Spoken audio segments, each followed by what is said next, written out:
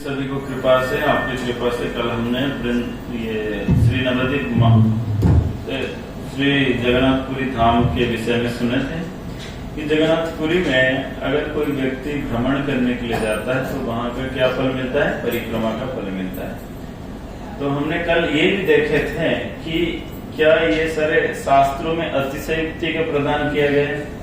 क्या शास्त्र में अतिशयोक्ति लगेगा? अतिशयोक्ति मतलब बढ़ा चढ़ा के बोलना। कल हमने ये देखे थे कि शास्त्र में जो बात बताया गया है वो बढ़ा चढ़ा के नहीं, कोई भी अतिशयोक्ति नहीं है। अभी तो शास्त्र समान है, शास्त्र प्रमाण है, और शास्त्र जो कहते हैं वो सत्य है। तो हम कल की कथा से क्या सुने थे ना, शास्त्र को कैसे हमारे जीवन में रिकॉन्साइल किए थे, इस शास्त्र किस प्रकार हम अप्लाई करते हैं ना। देखे थे कि शास्त्र को जानने के लिए क्या चाहिए ना, दो वस्तु चाहिए। जैसे हमको भगवान को दर्शन करना है तो हमने कल सीखे थे क्या दो वस्तु क्या क्या है, कौन बता सकता है कल के क्लास से? लाइट और क्या चाहिए? चौक चाहिए। दो वस्तु चाहिए।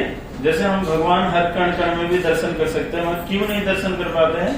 क्योंकि कोई भी वस्तु को दर्शन करने के लिए दो विशेष जरूरी है। एक होता है आंख, दूसरा है रोशनी ना। तो ये दोनों आंख और रोशनी कौन है? संत एव ही दृश्यते बहिर्अर्क अवस्थित। जो संत होते हैं या गुरु होते हैं वो आंख भी है और वो रोशनी भी है। इसीलिए हम लोग प्रार्थना करते हैं अज्ञानम तिमिरम दृश्यम ज्ञानम जन शलाकया चक्षुरुन्मीलितं येन तस्मै श्री गुरवे नमः। तो हमने कल ये भी चर्चा की थी क्यों हमको भगवान का अनुभूति नहीं होता है। प्रैक्टिकल रीजन क्या है? क्योंकि ना तो हमारे पास आंख है ना तो हमारे पास रोशनी है, इसलिए दोनों वस्तु के ऊपर हम डिपेंड करते हैं। इसके कारण भगवान दिखाई नहीं देते। तो हमने ये भी चर्चा किए थे कल के श्लोक में कि किस प्रकार भगवान को देखा जा सकता है। तो भगवान को देखने के लिए हमने ये भी चर्चा किए थे, प्रैक्टिकल पॉइंट क्या है ना, प्रेम चाहिए। तो प्रेम कैसे प्राप्त हो सकता है हमने कल ये भी चर्चा किए थे। आदु श्रद्धा तथा साधु संग तथा भजन क्रिया तथा अनर्थ निवृत्ति तथा निष्ठा तथा रुचि तथा आसक्ति तथा भाव तथा प्रेम। तो इस प्रकार के हमने ये पर्याय को कंप्लीट किए थे। आशा करता हूं कि आप लोग ठीक से समझे होंगे वस्तु को। तो आप लोग को भी भगवान दर्शन देंगे। कहाँ दर्शन देंगे ना, हर जगह में दर्शन देंगे। भगवान को दर्शन करने के लिए कहीं दूसरी जगह जाना नहीं पड़ेगा। मगर फिर भी हम मंदिर में क्यों आते हैं? क्योंकि संतों का संग हो, भक्तों का संग हो। भगवान तो सब जगह मिल जाएंगे, मगर भगवान से भी दुर्लभ कौन है? वैकुंठ प्रिय दर्शन। जो भगवान से भी दुर्लभ कौन है? भगवान के भक्त होते हैं। अगर भगवान के दर्शन करने का कोई फल है वो क्या है? भक्तों का दर्शन। अगर भगवान को किसी ने जीवन में दर्शन दे दिए, अगर उसके बाद भी भगवान का दर्शन का कोई फल होता है तो वो क्या है? भक्तों का दर्शन या भक्तों का संग। तो इसका हमने कल चर्चा किए थे। तो हमने ये भी चर्चा की थे कि किस प्रकार जगन्नाथपुरी में जम का दंड का अधिकारी नहीं होता है, सुन ना। तो ये सारे हमने चर्चा की है। अब हम सुनते एक बहुत सुंदर श्लोक। मथुरा द्वारिका लीला यः करोति च गोकुले नीलाचल स्थित कृष्णस्त्वा एव चरति प्रभु। मथुरा द्वारिका लीला यः करोति च गोकुले। मथुरा में, द्वारिका में या गोकुल में जो जो लीला करते हैं, नीलाचल स्थित कृष्णस्त्वा एव चरति प्रभु। कृष्ण उसी लीला को करते हैं, समझे ना। आज भी आप लोग जगन्नाथपुरी दर्शन करने के लिए जाओगे, जगन्नाथपुरी में जब जन्म लीला होता है वैसे ही लीला होता है जैसे मथुरा के कारागार में जिस प्रकार भगवान ने जन्म हुए थे उसी प्रकार होता है। जन्म से पहले भगवान को एक विशेष प्रकार के एक वस्तु दिया जाता है, उसको कहते हैं जनरली पूर्व जमाने में जब हॉस्पिटल वगैरह नहीं था तो जब गर्भ प्रसव होने के लिए जाता है तो उस समय एक उनको विशेष प्रकार के खाद्य दिया जाता है जो थोड़ा खट्टा भी हो, थोड़ा कोसे हो, थोड़ा मीठा हो, थोड़ा तीखा हो, हर प्रकार के स्वाद उसके अंदर आता है ताकि प्रसव का पीड़ा भी ना हो माँ को और प्रसव भी बहुत स्वस्थ रूप से हो जाए। इस प्रकार के पहले आयुर्वेद के अनुसार आज भी जगन्नाथपुरी में जन्म से पहले ये प्रसाद भोग लगता है, भगवान को लगता है। इधर भगवान को भोग लगता है तो भगवान थोड़ी कसर नहीं, भगवान तो जन्म लेने वाले है। भगवान भगवद गीता में बोलते हैं माता धाता पिता हूँ, मैं ही माता हूँ, मैं ही पिता हूँ, मैं ही सब कुछ हूँ। इस प्रकार के लेते हैं। और द्वारिका में जो जो लीला होता है वो भी करते हैं। भगवान द्वारिका में किसके साथ रहते हैं? रानियों के साथ, रुक्मिणी के साथ, मतलब लक्ष्मी देवी जो है। तो आज भी भगवान अपने प्रासाद में रहते हो, बस बाएं तरफ कौन रहते हैं? रुक्मिणी देवी रहते हैं। करोति जो गोकुले, गोकुल में जो जो लीला करते हैं आज भी भगवान के कृष्ण बलराम वेश होता है, बनवती वेश होता है, बांकुचूड़ा वेश होता है, ये सारे वेश आज भी होता है। वही जो गोकुले, जो गोकुल में जो जो लीला करते हैं वो लीला सब कहाँ करते हैं? सब जगन्नाथपुरी में करते हैं।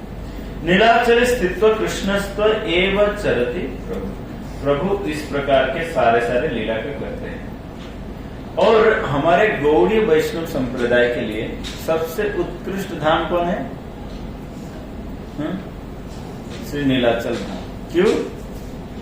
क्योंकि नीलाचल में साक्षात जगन्नाथ के विरह में कौन रहते थे ना? हमारे महाप्रभु रहते थे। महाप्रभु का अवतार का जो कारण है, महाप्रभु का अवतार का जो मुख्य कारण है वो है श्रीमती राधा रानी का भाव को प्रदान करना। क्या है? श्रीमती राधा रानी का भाव को प्रदान करना। तो ये श्रीमती जो राधा रानी का भाव, राधा रानी के व्यतीत तो कोई नहीं जानते, राधा रानी के व्यतीत और कोई भी नहीं जानते। तो कैसे ऐसा संभव है? साक्षात कृष्ण भी राधा रानी का भाव को नहीं जानते, साक्षात कृष्ण भी नहीं जानते। इसलिए श्री राधाया प्रणय महिमं कृदृशं वानयो, श्रीमती राधा रानी का जो प्रणय का जो महिमा क्या है, किस प्रकार वो कृष्ण को प्रेम करते थे, ये कृष्ण को भी पता नहीं। इतना मतलब राधा रानी का प्रेम जो क्या है ये साक्षात कृष्ण को भी पता नहीं है, समझे ना? इसीलिए वो प्रेम किस प्रकार का है, क्या कैसे आस्वादन करके उनको क्या लाभ होता था, क्या खुशी पाते थे, और मेरे अंदर ऐसे कौन सा वस्तु है जिसकी वजह से राधा रानी आकर्षित हो जाते थे। इन सारे वस्तुओं को जब भगवान जानने के लिए प्रयास किए तो फिर भगवान ने एक अवतार लिए जो क्या? राधा रानी का अंगकांति और राधा रानी का भाव। परम पूज्य जयप्रताप स्वामी महाराज एक बार क्लास में बता रहे थे कि बहुत माने डीप टॉपिक है। परम पूज्य जयप्रताप स्वामी महाराज एक बार क्लास में बता रहे थे कि राधा रानी के पास जब श्याम सुंदर गए कि आपके अंगकांति और आपके भाव दीजिए, तो राधा रानी बोले कि ठीक है, अंगकांति तो मैं आपको दे दूंगा, इसमें कोई कठिनाई नहीं है, मगर मेरे भाव को आप सहन नहीं कर सकते हो, मेरे भाव को आप नहीं सहन कर पाओगे। इतने नहीं, आप मेरे को किंचित मात्रा से कम दे दीजिए। पहले तो राधा रानी मना कर दी कि नहीं, मेरे भाव आप नहीं दे सकते हो। फिर किंचित मात्रा में उन्होंने क्या किया ना, राधा रानी को दिए। मैं सोच रहा था एक बार कम से कम अगर मेरे को चांस मिलता तो एक बार महाप्रभु का आविर्भाव होने का कारण कम से कम 2 घंटा एक कारण में बताता। महाप्रभु का आविर्भाव होने के कारण ऐसे मुख्य कारण बताए गए हैं कि 3 कारण बताए गए, मगर महाप्रभु का आविर्भाव होने का एक्चुअली हमने भक्ति पुरुषोत्तम महाराज से डिस्कस कर रहे थे। एक्चुअली महाप्रभु आविर्भाव होने का 9 कारण है। 3 कृष्ण के, 3 राधा रानी के और 3 गोपियों के कारण है। इसलिए महाप्रभु बताते हैं एक श्लोक में, मेरे को बहुत डाउट था कि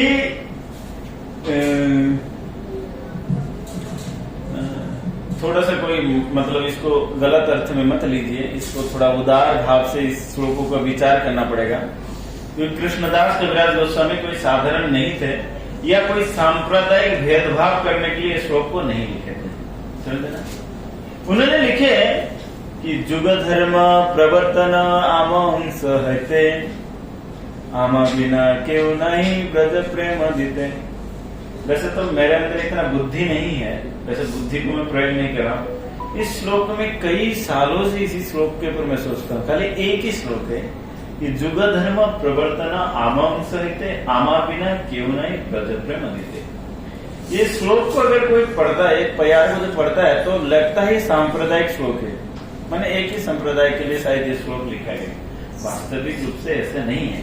अभी संकीर्णता बात को अगर छोड़ दिया जाए कि महाप्रभु कितने उदारता से बोल रहे हैं, क्योंकि साक्षात कृष्ण जो राधा रानी के भाव और अंग कांति को लेकर अवतरित हुए, उनसे बढ़कर कौन समझा सकता है या नहीं।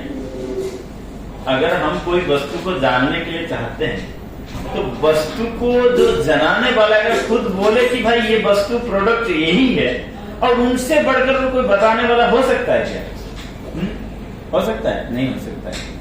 इसीलिए वो बताए आमा बिना क्यों नहीं ब्रज प्रेम दिते। तो ब्रज प्रेम को प्रदान करने के लिए महाप्रभु तो जाने थे, वृंदावन जाना था। माँ तो मना करना एक बाह्य कारण था, मगर महाप्रभु उधर नहीं गए। क्यों नहीं गए? क्योंकि उनको किनका विरह था? क्योंकि वो स्वयं राधा रानी का भाव को अंगीकार किए थे, इसलिए उनको विरह किसका? राधा रानी किसका विरह में रहेंगे? कृष्ण के विरह में रहेंगे। इसीलिए जगन्नाथपुरी एक ऐसे स्थान को वो चयन किए जहां पर इस लीला को परिपूर्ण मात्रा में आस्वादन कर सकते थे, समझ में ना।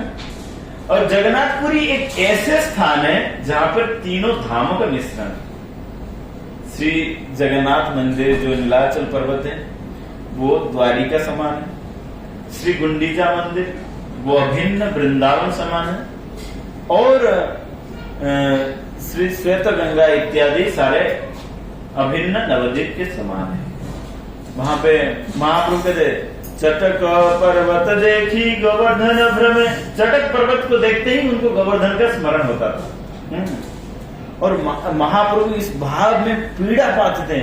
कहरे कहिब के बा जाने मर दुख, ब्रजेंद्र नंदन बिनु फटे मर बुक। मैं किसको बताऊं? मेरे भाव को कौन समझ सकता है? स्वयं राधा रानी बोल रहे कि मेरे भाव को कौन समझ सकता है, जिसके पास मैं अपने भावों को व्यक्त करूं, और ब्रजेंद्र नंदन बिनु फटे मर बुक। और महाप्रभु जब भी कभी भी जब उनके जो राधा रानी का भाव को जो आस्वादन करने के लिए आए, तो वो जगन्नाथ को देखते ही ऐसे आनंद अनुभव करते थे कि कहते थे कि पलक नहीं गिरे। और महाप्रभु को जब पता चला कि जगन्नाथ जी को बुखार होता है 15 दिन के लिए, और 15 दिन पट बंद रहेगा, महाप्रभु विलाप करने लगे। वो कैसे विलाप जानते हैं? कभी ऐसे कोई व्यक्ति है जो रोते रोते अपने शरीर से ही खून निकाल दे, अपने शरीर को नोच के कभी खून निकाल दे? ऐसे पागल कोई हुआ है इस जगत में? ऐसे महाप्रभु की तरह कोई नहीं हुआ। और कभी कभी उनका अंग क्या होता था ना, बहुत दीर्घ हो जाता था, बहुत बड़ा हो जाता था, और कभी कभी उनका अंग छोटा हो जाता था। कभी कभी वो खिड़की से वो चले जाते थे। महाप्रभु कहते अजानुलंबित भुजो कनका बजातो, कि अजानुलंबित जिनका भुजाएं बहुत बड़े बड़े हैं, जानो तो जो लंबीभूत है, वो भुजाएं भी छोटे ऐसे छोटे बन के वो खिड़की से निकल के चले जाते थे। महाप्रभु कैसे वो प्रेम हुआ होगा, समझे ना। एक दिन महाप्रभु क्या करते थे, ऐसे प्रेम में मत होते रहते थे और समुद्र को जमुना जी मान के उसमें कूद जाते थे। एक दिन ऐसे महाप्रभु कूद गए और किसी को पता नहीं चला, और महाप्रभु समुद्र में तैरते थे, क्योंकि महाप्रभु तो हमेशा एक ही में भाव में रहते थे। तो समुद्र में कहीं डूब गए, और डूबते जब तो कणार्क के तट में, कणार्क कोई समुद्र के मतलब किनारे, वो कणार्क में एक मछुआरा, वैसे वहां पे मछली खाते सर, ये हमने कहते कल दोष नहीं देखना, हमने कल क्लास में बताया था ना, किस लिए दोष नहीं देखना, ये भी चर्चा किए थे। धाम में कैसे प्रवेश करना, ये भी चर्चा किए थे। तो कणार्क में वो मछुआरा क्या कर रहा था, Nishita even not listening class, तो कोणार्क में वो मछुआरा क्या करता था ना, मछली पकड़ने के लिए गया था। और हमने देखा है, क्योंकि हमारे जो फैमिली में सब रात को चले जाते थे तो जब भक्त गए सब रात को 3:30-4 बजे वो मछुआरे चले गए मछली पकड़ने के लिए, अपने जाल बिछाया, देखा कि बहुत कुछ लग रहा है कि अब भारी। उसने पहले तो बहुत खुश हुआ कि भाई आज हमारे जाल में बहुत बड़ा मछली फंस गया है, आज तो बहुत फीस्ट का दिन है। तो इस प्रकार बहुत खुशी हो रहा था। मगर जैसे ही मछली को मैंने खींचा, जाल को जैसे ही खींचा और जैसे ही वो पास में आया, तो वैसे ही क्या हुआ, मैं जैसे ही वो महाप्रभु के श्री अंग को स्पर्श किया, एकदम से उसको सिहरण खिल गया पूरा शरीर में, जैसे रोमांच खिल गया, जैसे शरीर को करंट लगता है वैसे ही रोमांच खिल गया।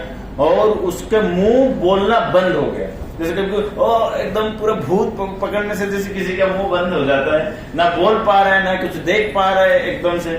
कि महाप्रभु का दिव्य शरीर है, और दिव्य शरीर ऐसा नहीं खाली भगवान है, जो भगवान समस्त प्रेम का रस को एकदम से लेते हुए आए हैं, उस शरीर को अगर कोई स्पर्श कर दे तो किस प्रकार का वो दशा होगा। तो इस प्रकार कुछ बोल नहीं पा रहा, कुछ सुन नहीं पा रहा, आंखों से अशुभ। और यहाँ पर क्या स्वरूप दामोदर और राय रमन इत्यादि महाप्रभु को ढूंढते ढूंढते कहाँ गए ढूंढते ढूंढते उस कोणार्क के बेलाभूमि मतलब समुद्र तट में आगे पहुंचे। और देखे कि ये ना बोल पा रहे, थर थर करके कांप रहा है, क्या हुआ। तो स्वरूप दामोदर उसके पीठ में हाथ देने के बाद वो बोलता है, आज मेरे को भूत लग गया, आज मेरे जाल में कोई मुर्दा आ गया है। क्या मुर्दा आ गया, दिखा बुझाने देते महाप्रभु है, तो कहते आज मेरे को भूत लग गया, आज मेरे। तो स्वरूप दामोदर बोलते हैं, आज तुमको असली भूत लगा है। भगवान कहते हैं ना कि मम भूत महेश्वरम, भगवान ही असली भूत है ना। तो भगवान कहते आज तुमको असली भूत लगा है, वो कृष्ण प्रेम का भूत तुमको लग गया है। इस प्रकार महाप्रभु मतलब ये सारे लीला कहाँ करते थे, जगन्नाथपुरी में करते हैं। क्यों? क्योंकि जगन्नाथपुरी में जगन्नाथ जी जो है वो राधा रानी का विरह जो तनु है वो जगन्नाथ जी है। कृष्ण राधा रानी के विरह में जो शरीर है वो कौन है, जगन्नाथ। कौन है, ध्यान से रखो, एक खोपड़ी में आएगा नहीं। कृष्ण राधा रानी के विरह में जो दशा है वो जगन्नाथ जी, और कृष्ण के विरह में जो विग्रह है वो है गौर सुंदर। समझ में? कृष्ण राधा रानी के विरह में जो शरीर है वो जगन्नाथ जी है, समझे ना। और कृष्ण के विरह में जो शरीर है वो कौन है, गौर सुंदर है, समझे ना। मगर भाव राधा रानी का है, गौर सुंदर के अंदर भाव किसका है, राधा रानी का है, और जगन्नाथ जी के अंदर भाव किसका है, कृष्ण का है। समझ रहे ना, ये थोड़ा सा टेक्निकल है। और फिर से बता रहा हूं, कृष्ण राधा रानी के विरह में, कृष्ण के भाव में जगन्नाथ जी, कृष्ण राधा रानी के भाव में, कृष्ण का विरह में वो है गौर सुंदर। बोल पाओगे? बोलो ना एक बार। जगन्नाथ जी का बता, जगन्नाथ जी का। हाँ। कृष्ण राधा रानी के विरह में, कृष्ण के भाव में, भाव कृष्ण का है वो है जगन्नाथ। और कृष्ण का भाव में ऐसे, सॉरी, राधा रानी का भाव में, कृष्ण का विरह में वो है गौर सुंदर। समझे ना। इसीलिए ये दोनों का जो मिलन स्थली है वो केवल ही जगन्नाथपुरी है। समझ में ना, ये दोनों का जो मिलन स्थली है वो केवल ही जगन्नाथपुरी है। इसीलिए राधा ने बोलते हैं, से भाव से कृष्ण से वृंदावन, वही भाव वही कृष्ण वही वृंदावन। तो वो सब कहाँ संभव है, वो केवल जगन्नाथपुरी में संभव है। मथुरा द्वारिका लीला याचरति च गोकुले, नीलाचल स्थित कृष्णास्तावेव चरते प्रभु। जो लीला की है वो सब बताएं। इसलिए आज भी देखो, कुछ दिन पहले जैसे हमने चंदन यात्रा की है, वो जगन्नाथपुरी में जगन्नाथ जी का जो मूल विग्रह है कौन है, श्री मदन मोहन 21 दिन के लिए चंदन यात्रा करने के लिए जाते हैं नरेंद्र सरोवर में, समझा ना। हम लोग जो गाते चंदन चर्चित नील कलेवर पीतवसन वन मारे, ये सब लीला ऐसे भगवान करते हैं। तो इसका अर्थ है कि जो नीलाचल भूमि है वो समस्त, तो श्री सनातन गोस्वामी जगन्नाथ जी के स्तब्ध में कहते हैं, लीला स्तब्ध में कहते हैं, जगन्नाथ नीलाद्र शिर मुकुट रत्न है, दारु ब्रह्मन घनश्याम प्रसीद पुरुषोत्तम, प्रफुल्ल पुंडरीकाक्ष लवनाब्धि तटामृत, कोटि कदरमं पाहि, नाना भोग पुरंदरम निजाधर सुधा,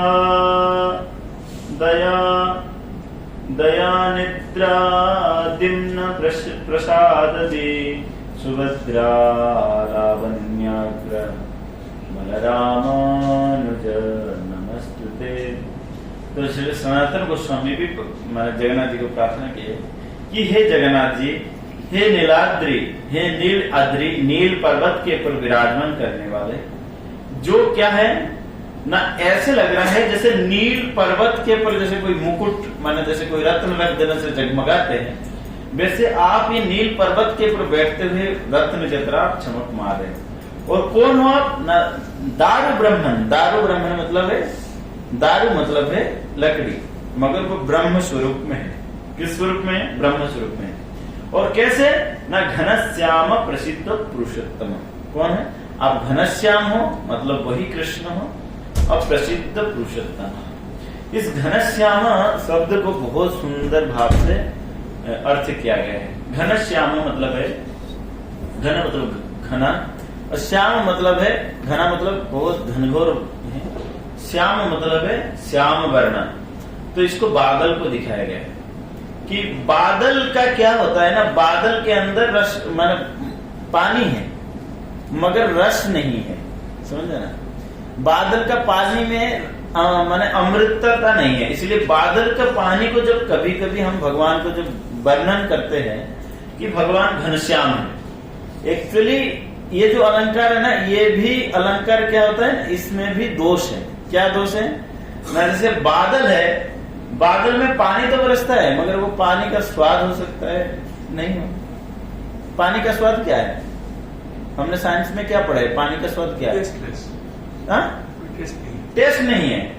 तो इसीलिए भगवान कोई टेस्टलेस नहीं है, समझ में ना। इसीलिए ये भी अलंकार क्या करता है ना, उसको उपमा को मन प्रस्तुत नहीं कर पाता कि भगवान घनश्याम है करके, और फिर भी इस जगत में कहा गया कि भगवान घनश्याम।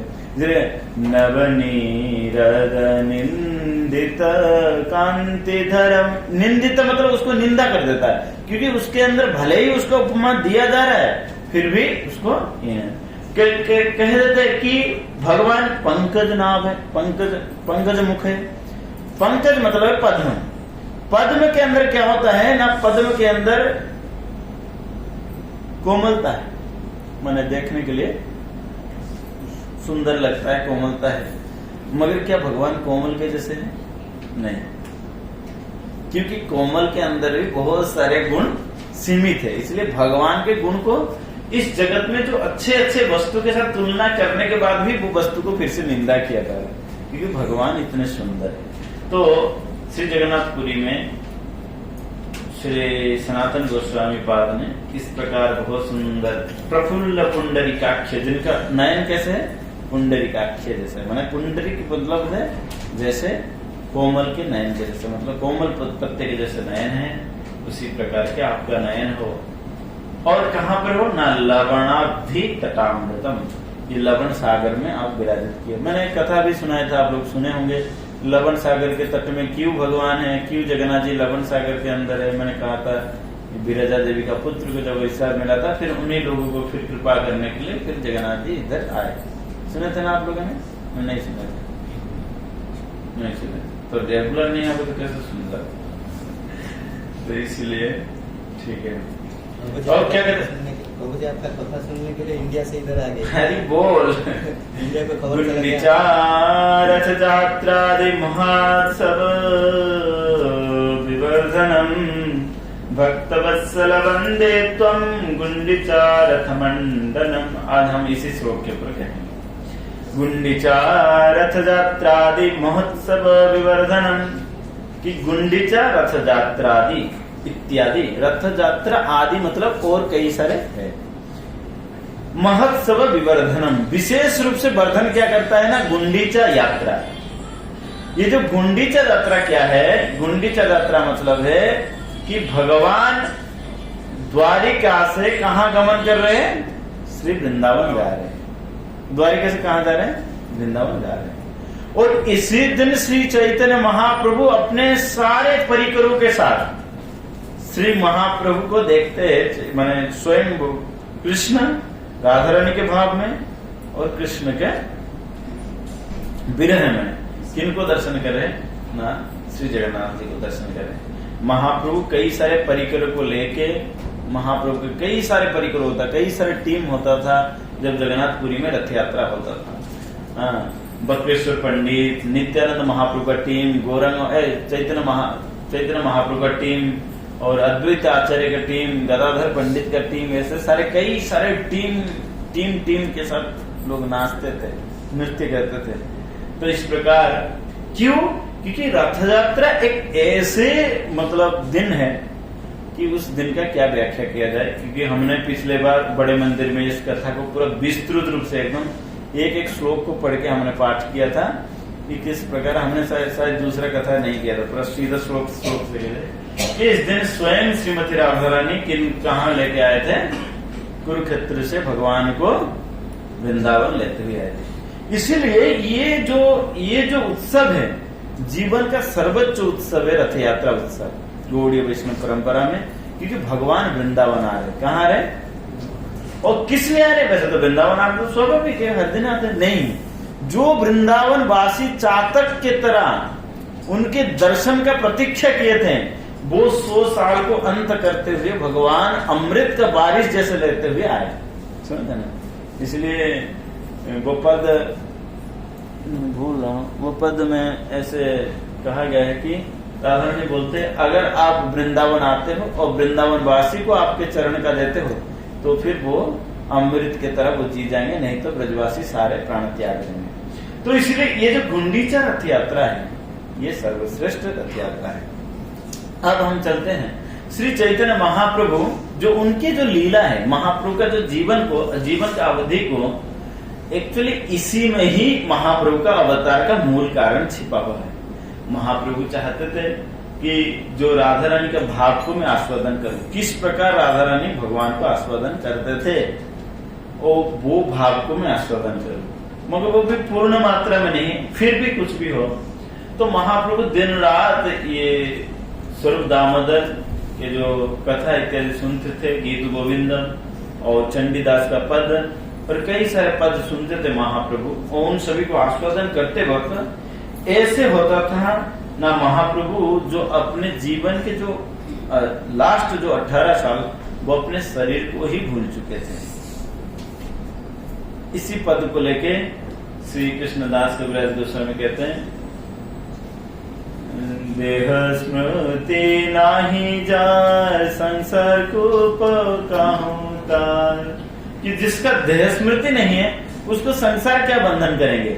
इसका महाप्रभु ने प्रमाण दिया कि महाप्रभु कभी देह स्मृति नहीं रहता था।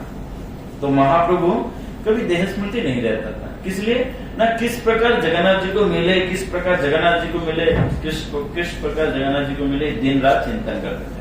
तो एक बार महाप्रभु, जैसे आपने सुने कि महाप्रभु उठ के चले गए, तो तभी महाप्रभु के 2 प्रमुख पार्षद थे, एक का नाम है गोविंद, एक का नाम है काशीश्वर पंडित। क्या नाम है, गोविंद और काशीश्वर पंडित। ये कोई साधारण व्यक्ति नहीं है।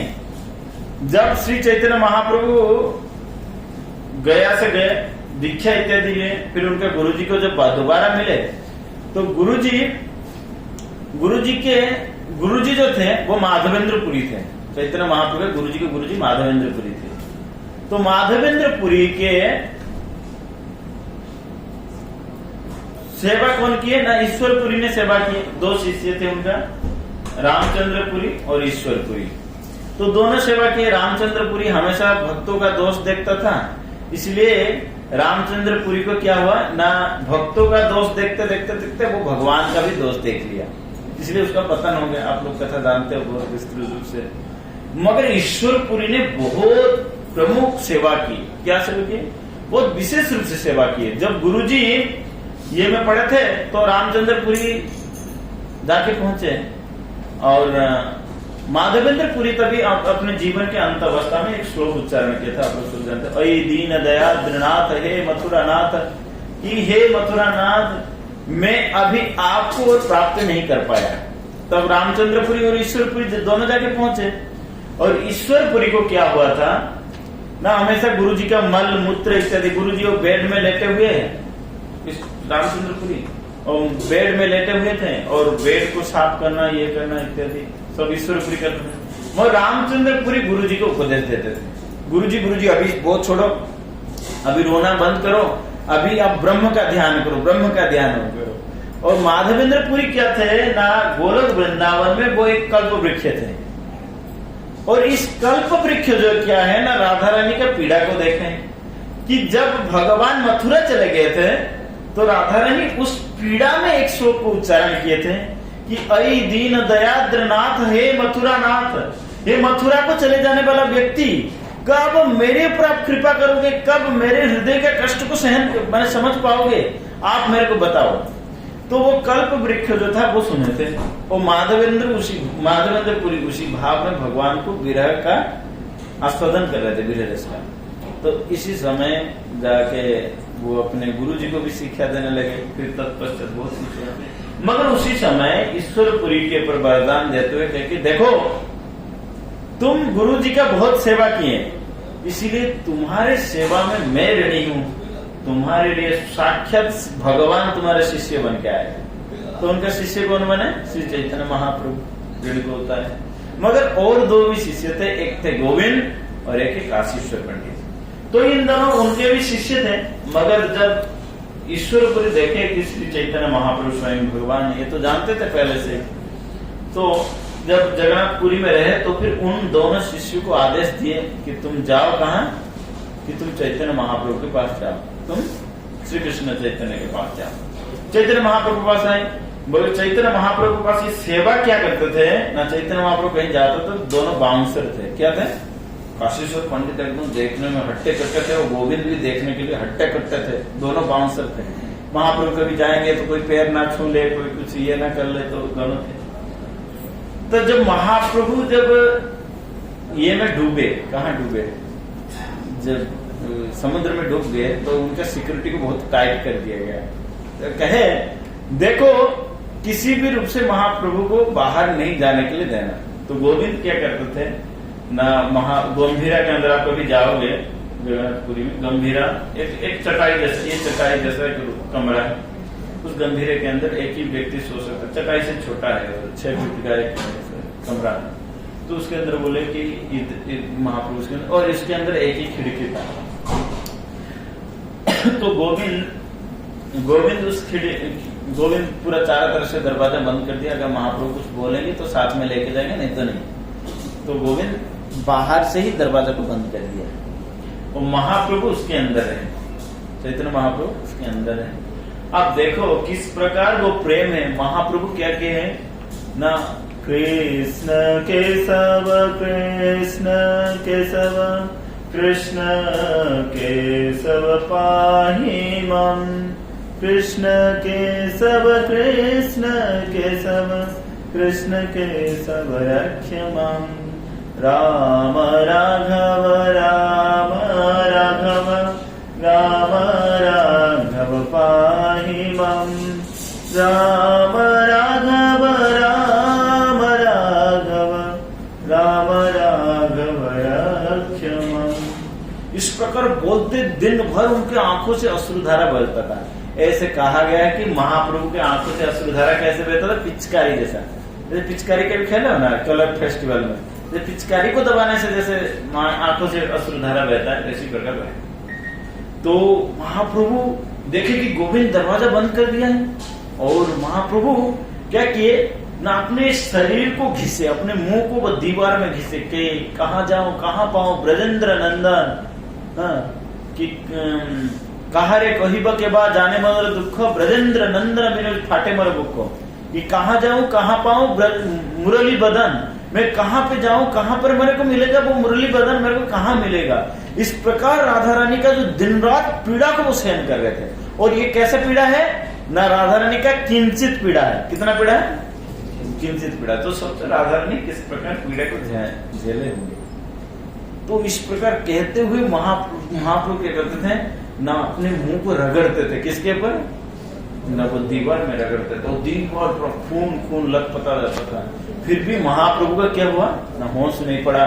और वो क्या किए ना, उनका शरीर एकदम से एक छोटे छोटे मात्रा बन गया, और उसी शरीर से वो क्या किए ना, खिड़की से निकल के सीधा चले गए। कहाँ? कि कहाँ जाऊं मैं, गोकुल के कान्हा को कहाँ पाऊं।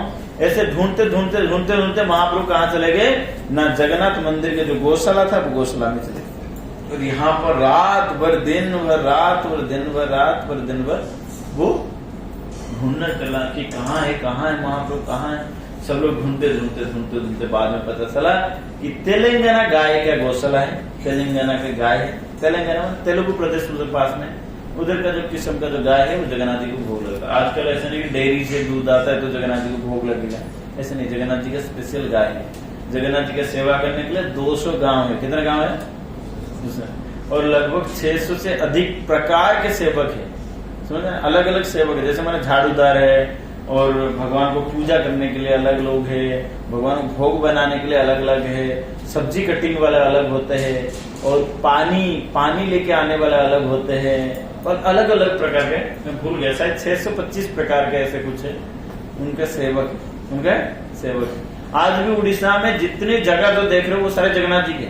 सिर्फ उड़ीसा नहीं, जावा, सुमात्रा, मलेशिया, नेपाल, ये सारे जगन्नाथ जी का record by record Jagannath ji का संपत्ति है। ओडिशा गवर्नमेंट ना बाय रिकॉर्ड ही सारे जगन्नाथ जी। तो मलेशिया ये मलय प्रदेश था, ये कोई साधारण ये नहीं था। मलेशिया जगन्नाथ जी का ही जमीन है। मलेशिया तो जगन्नाथ जी का जमीन है। थाईलैंड जगन्नाथ जी का जमीन है। ये पहले थाईलैंड का जो हाथी थे वो सारे जगन्नाथपुरी में जगन्नाथ जी का रथ खींचने के लिए आते थे। आज भी जगन्नाथपुरी में जो नेपाल का महाराजा का 2 सेवा होता है, एक है कस्तूरी देना, एक है जो रत्न मंडप जो बना है वो शालिग्राम में वो सारे आता है। अभी कस्तूरी शायद 1 साल पहले उन्होंने बैन कर दिया, क्योंकि जो एनिमल को किलिंग एक्ट जो है उसके वजह से बंद कर दिया। जगन्नाथ जी का जो कस्तूरी आता है वो उनके नेपाल के राजा का सेवा है, ये समझे ना। थाईलैंड के राजा को आज भी राम बोला जाता है, वो ये नहीं है, भले ही वो अलग देश हो गया, मगर आज भी जगन्नाथ जी का उनका सेवा पहले जमाने में होता था। जावा, सुमात्रा इत्यादि पहले तो सारे ये ओडिशा के रिकॉर्ड में है, ये सारे ऐसा नहीं है। पूरा ब्रह्मांड को वो चलाते थे जगन्नाथ जी, समझे ना। तो जगन्नाथ जी जो है तो उनके नाक को रगड़ते थे, और महाप्रभु उस किस दशा से पाया गया वहां पे।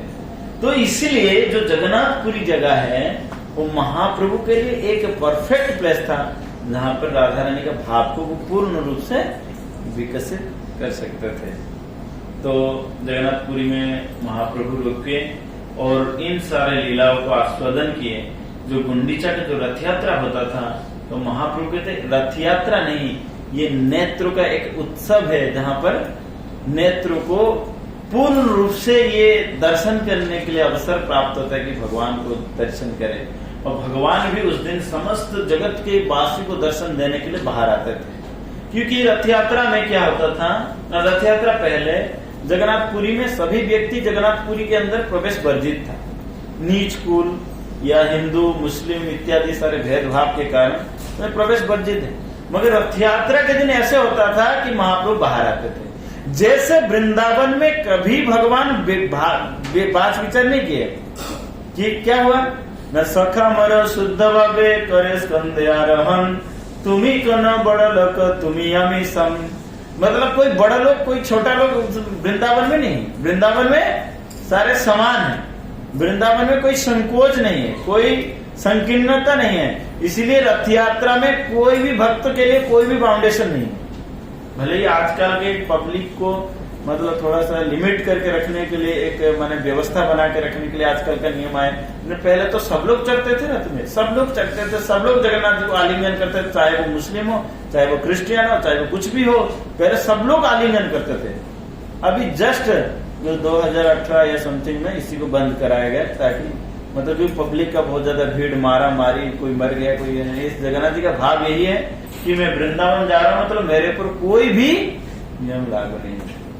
इसलिए महाप्रभु उनके पूरे टीम को लेते हुए, जब एक दिन होता है रथ यात्रा से पहले एक दिन, वो उसको कहते हैं गुंडीचा मार्जन, गुंडीचा मार्जन कहते हैं। महाप्रभु पूरी टीम को लेकर गुंडीचा मार्जन कहते कि आज हमारे प्रभु आएंगे। और जिस प्रकार ब्रजवासी लोग पूरी अपने घर दीवार सब कुछ सजा के रखे थे कि 100 साल के बाद वो आएंगे, क्योंकि जैसे माता यशोदा के घर में वो किचन में सारे मकड़ी का जाल पड़ चुका था, सफाई नहीं हुआ था। अब 100 साल के बाद सफाई हो रहा है क्योंकि कृष्ण आ रहे हैं। तो ये रथ यात्रा का भाव है जो महाप्रभु ने किए थे। और जैसे पता नहीं आज मेरे को उर्दू क्लास हुई है, तो मैं तो बहुत इच्छा था कि महाप्रभु का बात को पूरा विशेष रूप से बोलने के लिए। तो श्री गुंडीचा यात्रा में जब भगवान आते हैं तो गुंडीचा महारानी जो है यशोदा माता बनती है और इंद्रद्युम्न महाराजा जो है वो नंद महाराज है। इसलिए 100 सालों के बाद वो आ रहे हैं और उसको फिर मार्जन करते, सारे गुंडीचा को पूरा मार्जन करते हैं।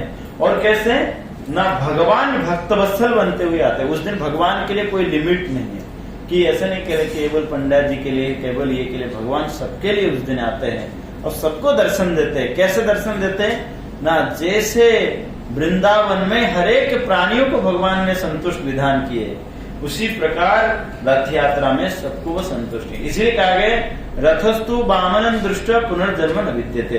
इसलिए रथ में अगर कोई भगवान को दर्शन कर दे, ऐसे दर्शन भी कर ले, उसका कभी पुनर्जन्म नहीं होता है। वैसे तो कई सारे शास्त्र में कई प्रकार के पुनर्जन्म के बारे में कहते हैं, पुनर्जन्म नहीं होता, पुनर्जन्म नहीं होता, पुनर्जन्म नहीं होता है। वैसे कभी कभी शास्त्र में एक बोलने का शैली को या और कुछ प्रतिपादन करने के लिए होता है।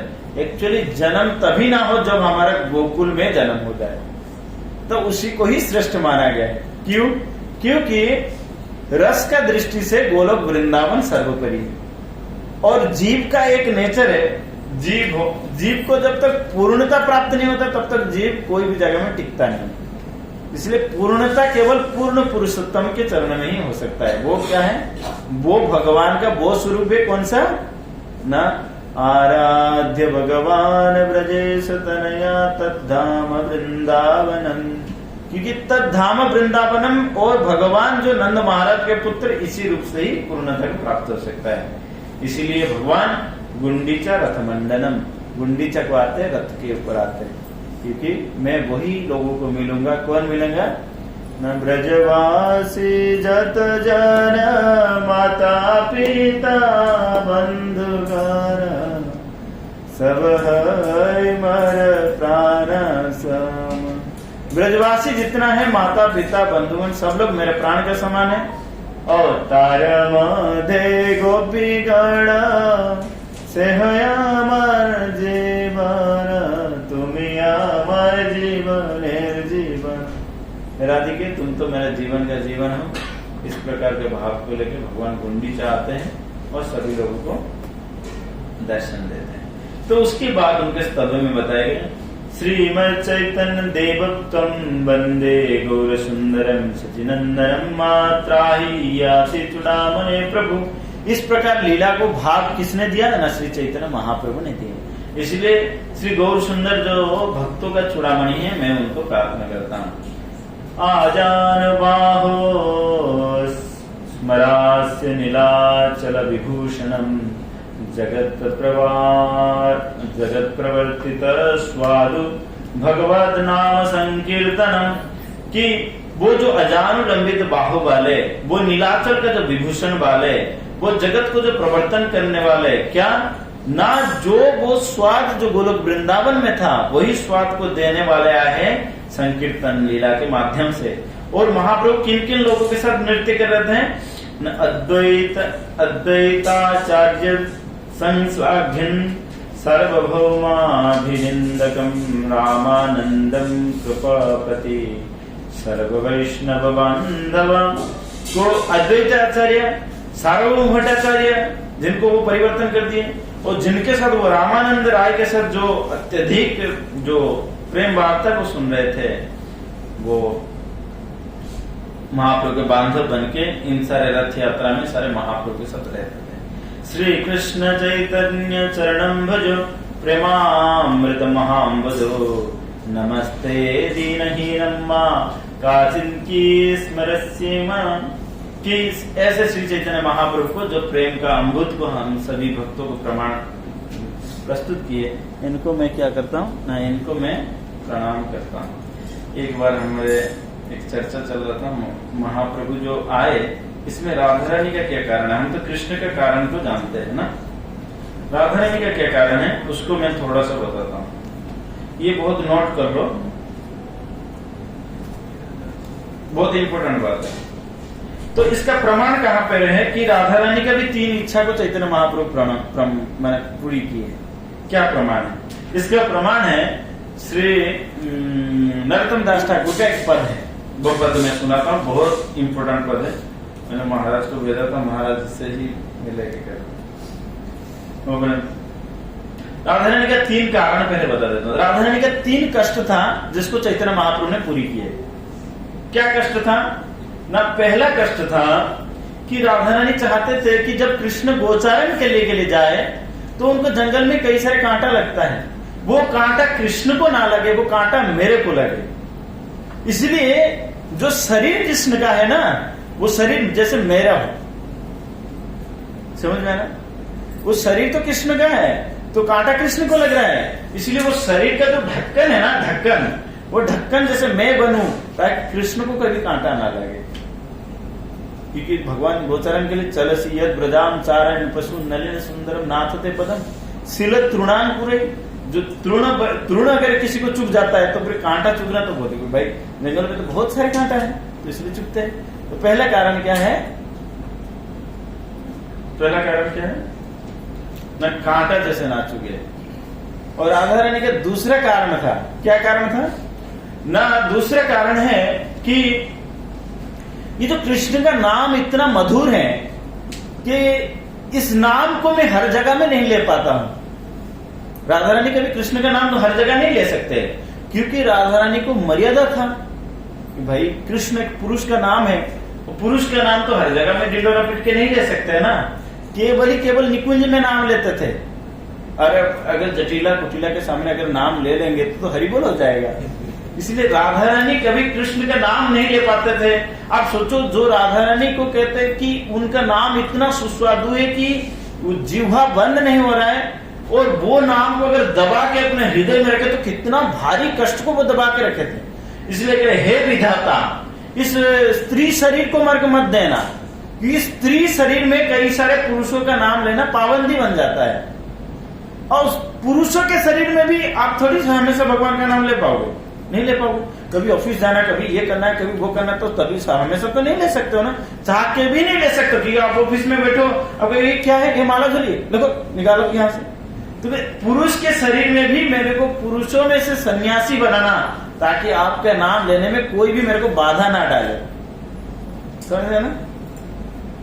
और तीसरा कारण है कि जो निकुंज में जो प्रेम को मैंने जो आस्वादन कर रहा हूं, ये तो सिर्फ अपने को बांटो, दूसरे को भगाओ ना, उसमें तो और किसी को तो नहीं मिला ना।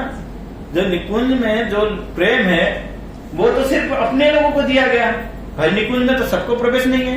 इवन जो पुरुष है, माने जो सखा इत्यादि, उनको भी प्राप्त नहीं हुआ, तो अपने आप को बांटे और दूसरे को तो नहीं दिया गया ना। तो इस मर्यादा को भी राधा रानी सोचे कि नहीं, ऐसे इस प्रेम को जैसे अब मैंने आचांडल ब्राह्मण तक सबको ये प्रेम मिले। और किसको मिले? सिर्फ आचांडल ब्राह्मण नहीं, जो मनुष्य जीवन में उसको तो मिलेगा। इवन पशु पक्षी तक भी इस प्रेम को प्राप्त करे। जो राधा रानी जिस प्रेम को आस्वादन किए थे वो पशु पक्षी तक भी प्राप्त हो, इसलिए कहते हैं पशु पक्षी जुड़े पाषाण विदरे सुनी जा रहा गुणगाथा। 3 पॉइंट भूल जाना है, 3 पॉइंट को आप लोग तो भूलने में एक्सपर्ट है। पहला पॉइंट है कि राधा रानी कभी ये नहीं चाहते थे कि कांटा लगना, और दूसरा पॉइंट क्या है, कभी राधा रानी का नाम, राधा रानी हमेशा हर जगह में नाम नहीं ले पाते थे। और तीसरा कारण क्या है, जो निकुंज में जो प्रेम को प्रदान करते थे, जो प्रेम आस्वादन जो होता था वो केवल राधा रानी और मंजरियों के मित्र में सीमित था, मगर वही प्रेम को आज सब लोगों को दे रहे। समझ गोलोक प्रेम धन हरि नाम संकीर्तन, जो गोलोक का प्रेम था वो हरि नाम संकीर्तन में दिया। समझ ना, इसलिए हम लोग तो जप ही नहीं करते तो हमको क्या प्रेम आएगा। समझ ना, इसका प्रमाण मैं अभी बता देता हूँ। मैं तो थोड़ा जल्दी जाऊंगा साइड। देह है नागर वर, ये किसने लिखा है, हमारे आचार्य में श्रीपाद नरोत्तम दास ठाकुर लिखे। आप लोग देख सकते हो हमारे भक्ति गीत संचयनी में ये पद है। देह है नागर वर सुन है मुरलीधर, निवेदन सहे निवेदन करे तो या पाए, कि देखो हे नागर वर सुन है मुरलीधर। मेरे को पता नहीं आप लोगों की योग्यता क्या है, फिर भी सुन लो राधा रानी क्या करता है कि हे नागर वर, हे परम सुंदर, हे मुरलीधर, मैं आपके चरण में एक निवेदन करता हूँ। क्या निवेदन करते हैं, राधा रानी बोल रहे किनको, किनको बोल रहे, किनको बोल रहे, राधा रानी बोल रहे हैं, श्याम सुंदर को बोल रहे। कल एक राधा रानी के विषय में विशेष क्लास है, स्पेशल क्लास, केवल मैं राधा रानी को देने वाला हूँ। वो अवस्थी मुनि के प्रभु जी के घर में, शायद कितना बजे बोले, एकदम पूरा शास्त्र के प्रमाण के साथ। आज उसका सिर्फ ट्रेलर दे रहे। देह है नागर वर सुन है मुरलीधर, निवेदन करी तू या पद, आपको पद में निवेदन। चरण नखन बनी जेव चांदे गाथानी भाल सबे तमार गलाए, कि आपका चरण का कोई नाखून है तो हमको दे दो, हम गले में उसको ताबीज करके पहने। आप देख तो कई सारे लोग बाघों का नाखून को पहनते हैं, हमारे कृष्ण भगवान में बाघ का नाखून पहने, इसलिए बाघों का नाखून पहने, इवन कई सारे संत लोग भी पहनते हैं। तो कहते आपका जो नाखून है ना वो हमको दे दो, हम नाखून को पहनेंगे। अब नाखून को तो कोई फेंक देता है ना, बाथरूम में कहीं इधर उधर फेंक देता है, मगर आपका जो नख चंद्रमा है वो हमको दे दो, हम गले में पहनेंगे। हाँ, क्योंकि श्रीदामा सुदामा संगे जखन बन जाएंगे तखन आमी दुआरे दाड़ाए। क्यों आपका नाखून को लेके आप मेरे नाखून क्यों चाहते हो ना, क्योंकि जब आप सुदामा श्रीदामा का संग में जब जखन बनने जाओ रंगे, इतना हंसी मजाक में आप जंगल चले जाता है, आपको तो याद नहीं आता है, मगर तखन आमी दुआरे दड़ाए, मगर तभी मैं दरवाजा के चौखट तक ही रह जाता हूँ। अगर बाहर जाऊंगा तो हरिपुर हो जाएगा मेरा, बाहर मेरे को जाने के लिए विधि निषेध कर देता है, क्योंकि स्त्री शरीर है, आप गोचारण में जा रहे हो, मैं कैसे आपके साथ जा सकता हूँ, इसलिए मैं दरवाजा तक रहता हूँ। ये कष्ट को तुम नहीं समझ सकते हो श्याम सुंदर, इसलिए ये जो शरीर है मेरे बाधक बन रहा है, ये शरीर मेरे बाधक बने, ये शरीर मेरे को नहीं चाहिए। तब कहते हैं मने कोरी संगे जाए गुरुजनेर भय पाए, आखिर रहे तू या पान चाहे, कि मने कोरी संगे जाए, मन होता कि आपके साथ साथ में चले जाओ। ऐसे एक बार राधा रानी ने इसलिए सुबल वेश धारण किए थे, एक बार सुबल का वेश धारण करके भगवान के पास चले गए। मने करी संगे जाए गुरुजन भय पाए, गुरुजन लोगों का भय लगता है मेरे को, मगर आखिर रहे तू या पाने चाहे, कि आंख ऐसे रहता कि आप कब आओगे, बस वही आंख उसी को ही देखते रहता है और किसी वस्तु को नहीं देखता है। चाहे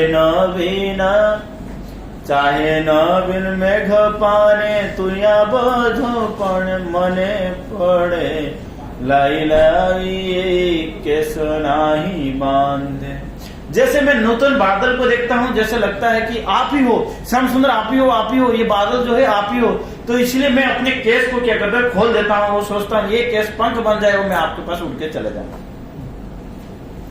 समझ जाना, ये पक्षी उड़ के चला जाएगा तो कैसे कौन पकड़ के आएगा, समझ जाना। इसका विस्तृत तो व्याख्या नहीं करेंगे, कल करने के लिए प्रयास करेंगे। रंधना सालाते जाय तो या बधु गुण गाय जुआया छलाय धुआया छला न करे कांदे। जब मैं रसोईशाला को जाता हूँ और जब कोई आपका नाम किसी भी रूप से आ जाता है और उसी समय क्या होता है मेरे आंखों से आंसू बह जाता है। तो मानो कोई बता दे कि अरे रसोई हुआ या नहीं, तो मैं जब सोचता हूँ तो अगर मेरे को श्याम सुंदर का याद आ जाता तो आंखों से आंसू आ जाता है। अगर कोई पूछ ले गुरुजन लोग तो मैं धुआं के छलना करते, धुआं आता है ना, पहले जमाने में गैस में कुकिंग नहीं होता था, चूल्हा में कुकिंग होता था, चूल्हा का धुआं आग जो लगता था वो मैं आंखों से आंसू आता था, कहता था दूसरे को कि आंखों में क्या लगा, धुआं लग गया। समझ रहे ना, धुआं आने से आग लग, धुआं लगने से आंखों में आंसू आ जाते हैं। तो मैं मेरे हृदय का कष्ट को बता नहीं पाता था, मैं धुआं का छलना करता था। क्या करता था? इसलिए एक तो उनको इच्छा था कि भाई मैं आपके साथ में जाऊं, वन में चारण करूं, कांटा वगैरह आपको ना लगे इत्यादि। और दूसरा क्या है सुनो, ना नारी ना करिते विधि तुया है ना गुण निधि। नारी ना करिते विधि कि नारी मतलब नारी ना करिते विधि मतलब ये विधि कभी मेरे को जैसे नारी ना बनाए, स्त्री ना बनाए। क्यों ना? तुया गुण तुया है ना गुण निधि। आपका जो गुण कीर्तन मैं सब जगह नहीं कर सकता हूँ। स्त्री शरीर हूँ और आप पुरुष हो, आपका गुण कीर्तन करूंगा तो कैसे लगेगा? सब लोगों के सामने नहीं ले सकता हूँ। अगर लू भी लूंगा तो फिर मेरे को फिर जबरदस्ती मेरे को मना कर देंगे। तो इसीलिए लोहिया फेरा इताम जैसे जैसे ऐसे बना दो मेरे को कि आपका गुण कीर्तन में देश देश में जाके गाऊं। इसलिए महाप्रभु ने इंडिया में हर जगह भ्रमण करते थे, कृष्ण केशव कृष्ण केशव कृष्ण केशव कहते प्रसन्न। अगुरु चंदन इहा ताम तुयांगे मखाए तम धामिया पोड़ितम रंगे पार। कि जैसे उस समय में क्या करता था ना, आपके श्री अंगों में चंदन इत्यादि रहता और आपका ही रंग चरण में पड़ जाता। कि बा मोर मन साधो बामन होए चांदो हाथ विधि की साध पूरा बे हमारे। कैसे मेरे मन का आशा है, मगर मैं ऐसे आशा कर रहा हूँ कि बामन जैसे होते हुए कोई चंद्रमा को आशा करता है, वैसे ही मेरा मन का आशा, क्योंकि अभी तो मैं स्त्री शरीर हूँ। इसीलिए कहते हैं बामन होके मैं चंद्रमा का आशा करता हूँ। क्या विधि ऐसे मेरी इच्छा को पूरी करेंगे? नरतम दासे कोई सुने हो दयाम तुमी आमन छेड़ियो दया যেদিন তোমার ভাব আমার দেহ যাব সেদিन लियो पद छाया। नरोत्तम दास ठाकुर राधा रानी का भाव को व्यक्त करते हैं कि हे दया में इस प्रकार का भाव भी हमको भी प्रदान कीजिए और इस प्रकार भाव से हम भी। इस पद में बहुत सुंदर। तो उसके हाँ नरोत्तम दास हम लोग तो एक्चुअली पद का तो एक किंचित मात्रा भी नहीं जानते हैं, तो इसीलिए बहुत सारे डीप बात है। और भी है जो गोपियों ने, ये तो गया राधा रानी का 3 भाग। ये प्रार्थना में है नरोत्तम दास ठाकुर प्रार्थना अतिरिक्त पद नरोत्तम दास देहो है नागर वर। नहीं, इसमें शायद नहीं आएगा, इंटरनेट पे शायद नहीं, क्योंकि कई सारे पद है। तो इस प्रकार जो राधा रानी का भाव है, ये किंचित भाव जो है वो गौरांग महाप्रभु उसको आस्वादन करते थे। किनके साथ? श्री जगन्नाथ जी के साथ। इसलिए हम सारे वैष्णव के लिए जगन्नाथ जी का धाम जो है वो सर्वोपरि है। मगर फिर भी अगर वर्षों में कभी भी नहीं जा पाए, कम से कम जब जगन्नाथ जी का रथ यात्रा आता है तो महाप्रभु का किस प्रकार भाव था, उसी भाव में रथ यात्रा को करना चाहिए। कम से कम हम तो, क्योंकि कभी कभार हम होता है कि ना ज्यादा इंस्टीट्यूशनल होते होते अपने भाव को खो जाते हैं, भाव खो जाता है। क्योंकि ज्यादातर कोई सेवा में, मगर सेवा किस लिए है? सेवा केवल भगवान का संतुष्टि के लिए। यथाधीतम यथा कामम, सेवा का एक नियम है कि जिस प्रकार भगवान चाह रहे उसी प्रकार हमको करना है, ऐसे नहीं कि अपने मन से कुछ करना है। तो यथाधीतम भगवान क्या चाह रहे हैं? भगवान यही चाह रहे हैं कि मैं वो वृंदावन जा रहा हूँ, वो ब्रजवासी से मिल रहा हूँ, यही है। तो हमारे भी भाव रहना चाहिए कि मैं वही वृंदावन ब्रजवासी। क्योंकि देखो कोई अभक्त को चेंज कर पाना बहुत आसान है, भक्त को चेंज नहीं कर सकते हो। मैंने अपने जीवन का एक्सपीरियंस देखा। जैसे छोटा सा लाइफ है, मतलब 2005 से हमने इस्कॉन के साथ जुड़ के शुरू किया, मगर मैंने देखा कि अभक्त को तो बहुत जल्दी भक्त बना दोगे, भक्त को भक्त बनाना बहुत कठिन है। क्योंकि भक्त क्या कहते हैं, उसके हृदय में कठोरता आ जाता है। इसलिए राधा रानी से प्रार्थना करो सब लोग कि जो मूड है, जो मिशन है, हमारा मिशन है कि भगवत रस को आस्वादन करने के लिए, इसीलिए सारे आचार्य लोग आए। और ऐसे नहीं कि हम खाली बांटते फेंटते चले, तो इसलिए प्रभुपाद कह रहे बॉयल द मिल्क। अभी वो समय है कि अभी अपने आप को भी आस्वादन करना है। इसलिए हमने बहुत सारे भक्त लोगों को बोला कि आप लोग जो जप कर रहे हो, जो सुन रहे हो और जो अध्ययन कर रहे हो, इसका एक रिपोर्टिंग होना चाहिए, इसका एक रिपोर्टिंग होना चाहिए। कम से कम इस स्टार्टिंग पॉइंट में एक ऐसे मैंने भक्ति का लाइन शुरू करे जो हमको पता चले। सनातन गोस्वामी पाद कहते हैं कि कभी कभी हम अपने आप को देखना चाहिए कि हम भक्ति में कहाँ है। जैसे निकल दौड़ते जा रहे कहाँ चले गए, क्या किए, कोई पता नहीं चला। और फिर 20-25 साल के बाद फिर प्रश्न आएगा, भाई हमको तो कुछ आस्वादन नहीं हुआ। नहीं, ऐसे नहीं होना चाहिए। प्रैक्टिकली जो जितना भक्ति करता है, भगवान सभी को देख रहे हैं, इसलिए उसको प्रैक्टिकली करना चाहिए। इसीलिए जो रथ यात्रा का जो भाव है कि भगवान आ रहे हैं, इस भाव को खोना नहीं है। कि इस प्रकार मूड क्रिएट करो कि रथ यात्रा आ रहे हैं, मैं भगवान को वृंदावन लेके जाऊंगा। और भगवान को वृंदावन लेके जाना मतलब राधा रानी को प्रसन्न कराना, ब्रजवासी को प्रसन्न कराना। इसी रूप से ब्रजवासियों का सेवा करके ब्रज में वास कर जाओगे, समझ ना। इसलिए कम से कम ब्रज में वास, ऐसा नहीं कि खाली फिजिकली ब्रज में वास करो। राधा रानी का सबसे मेन इंस्ट्रक्शन है कि राधा रानी का सबसे प्रसिद्ध इंस्ट्रक्शन है, अन्य हृदय मन मर मन वृंदावन मने बने करी जाने। महाप्रभु कहते हैं, महाप्रभु एक बार पूछे कि आप तो ब्रज में नहीं हो ना, आप जहाँ पे हो वही वृंदावन है। इसका मतलब चेतना को ही वृंदावन बनाना सर्वोपरि है, नहीं तो वृंदावन जाके भी वृंदावन नहीं दर्शन देता। ठीक है, इसके साथ हम रोकेंगे, हम दूसरे जानेंगे भी। अगर किसी का कोई प्रश्न है तो लेंगे। कोई प्रश्न है किसी का?